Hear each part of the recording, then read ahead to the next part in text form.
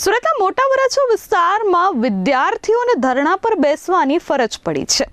અચાનક જ સ્થળાંતર કરી દેવાતા વિદ્યાર્થીઓ અને વાલીઓમાં પાલિકા સામે અને નગર પ્રાથમિક શિક્ષણ સમિતિ સામે ખૂબ જ રોષ જોવા મળ્યો છે।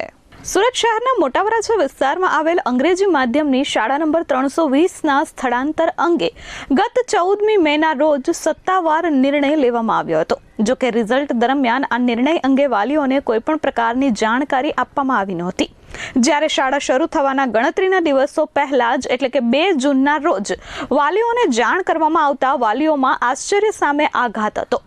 આ દરમિયાન શાળામાં અભ્યાસ કરતા વિદ્યાર્થીઓ પણ શાળા છોડવા માટે તૈયાર ન થતા વિવાદ વકર્યો હતો, જેને પગલે આજે સવારથી જ શાળાના પટાંગણમાં મોટી સંખ્યામાં વિદ્યાર્થીઓ અને વાલીઓ ધરણા પર બેસી ગયા હતા।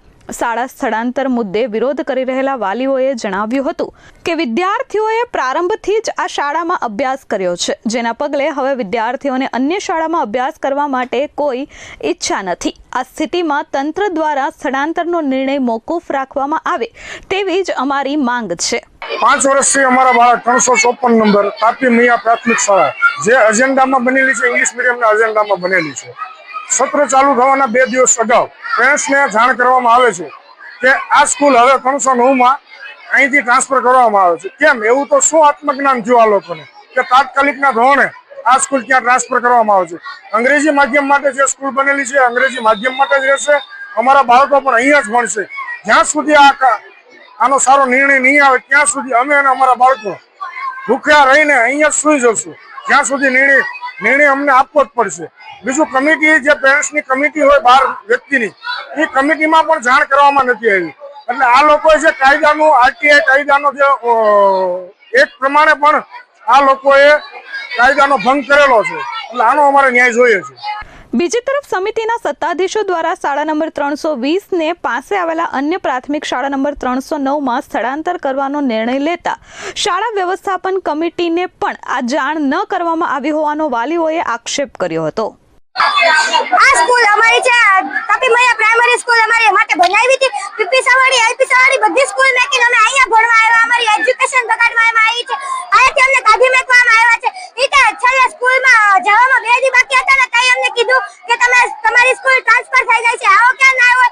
મુખ્યમંત્રી દાદા અમને ન્યાય આપો, અમને ન્યાય મેળવો। અમારે સ્કૂલ જોતી છે, અમારે ભણવું છે, અમારું શિક્ષણ બગડે છે। છેલ્લા 5 દિવસથી બધા અહીંયા ધગધગતા પતરાના નીચેથી બેહી ન્યાય કરવી છે ને ધક્કા ખાય છે।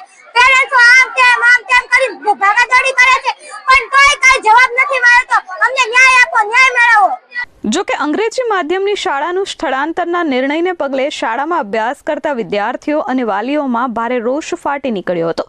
આજે વહેલી સવારથી વિદ્યાર્થીઓ દ્વારા ધરણા પ્રદર્શન સાથે સૂત્રોચ્ચાર કરવામાં આવ્યા હતા, જેના વિડીયો સોશિયલ મીડિયામાં વાયરલ થતા ભારે હોબાળો મચી ગયો હતો અને શિક્ષણ સમિતિના એકતરફી નિર્ણયને શહેરીજનોએ વખોડી કાઢ્યો હતો।